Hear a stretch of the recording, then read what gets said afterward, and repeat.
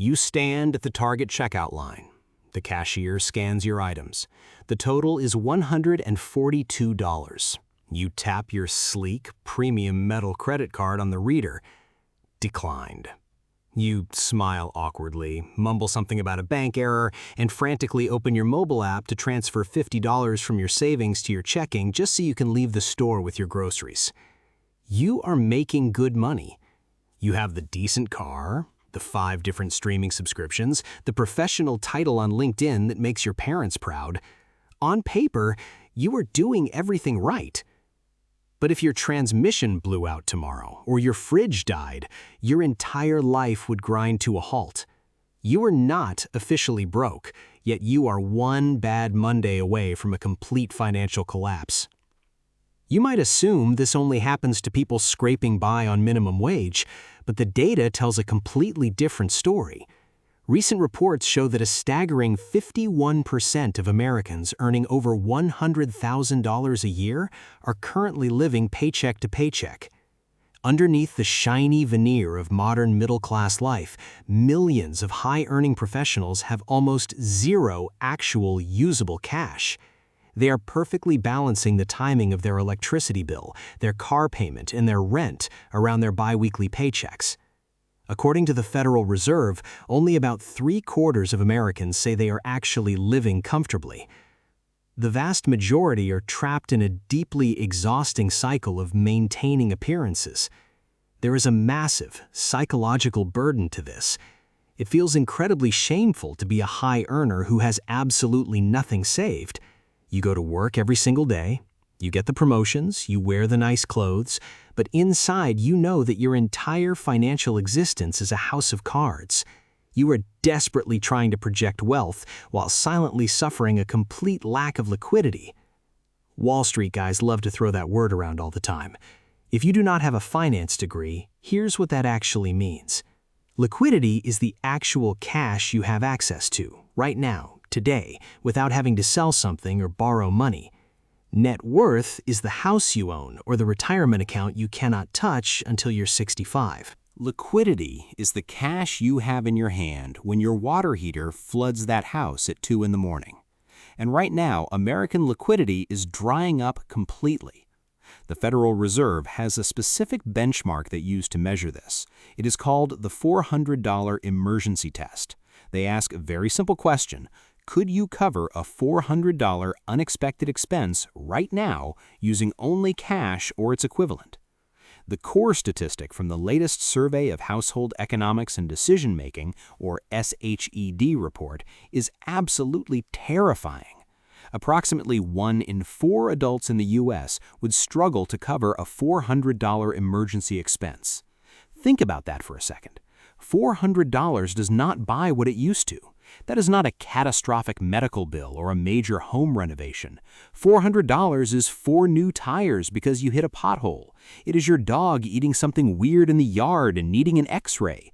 It is just life happening. When you look at the demographic data from the Fed, the gap is massive. 78% of those over age 60 report being able to handle this shock using cash. But younger demographics, people in their 30s and 40s who are supposed to be in their prime earning years, are wildly volatile. The irony here is deeply frustrating. As a society, we equate income with wealth. We think that because a tech worker makes $120,000 a year, they're wealthy. But income is not wealth. Income is just the fuel that gets burned up by the engine of modern life. If you have a massive engine featuring premium apartment rent, expensive car leases, and endless convenience apps, you will burn through that high-octane fuel just as fast as someone making a fraction of your salary. It is very easy for personal finance gurus to sit in their multi-million-dollar studios and tell you to just stop buying $6 lattes. But that is incredibly lazy advice, and it ignores the massive sociological shift in how we spend. We are suffering from the leaky bucket theory. Imagine your income as water being poured into a bucket. For decades, the middle class had a relatively solid bucket.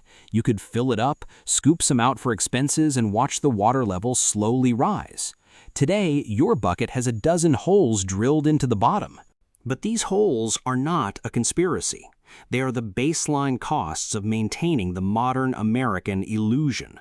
The holes are skyrocketing rent for an apartment that looks good on Instagram, massive car payments for an SUV you bought for status, and the quiet subscription creep of digital life.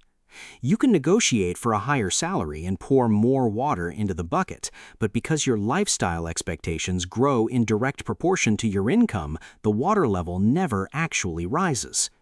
Let us look deeper into that Federal Reserve study, because what they are actually measuring here is economic fragility. There is a very insidious note buried in the Fed's report.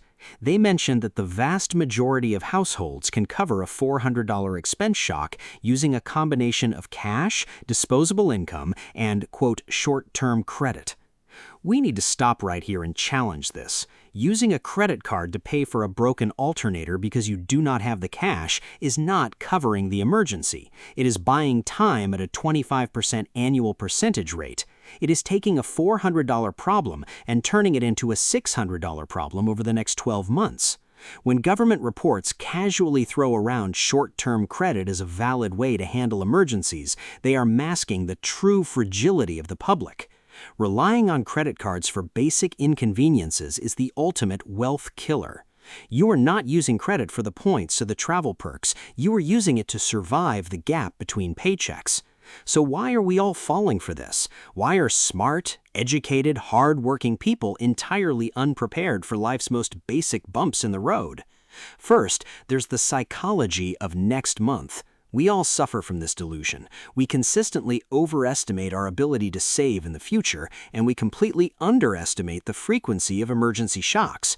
You tell yourself, okay, this month was crazy because of the car registration and the dentist, but next month will be normal, so I'll start saving then. Listen to me carefully. There is no normal month. The car breaks down, the plumbing leaks. These are not unpredictable black swan events. This is just the cost of existing on planet Earth. Yet we budget for a fantasy version of our lives where nothing ever goes wrong.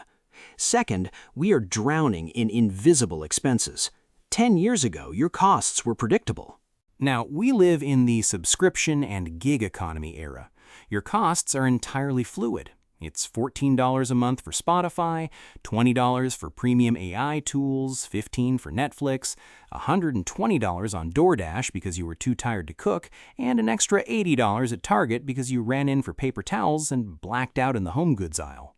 You layer these choices on top of a housing market that demands half your paycheck, and suddenly your massive salary has evaporated into the ether. Finally, there is the average fallacy. Our perception of a normal financial life is incredibly skewed by a few highly visible people in social media algorithms. You see someone online driving a new EV in Tulum, and you subconsciously adjust your baseline of what middle class looks like.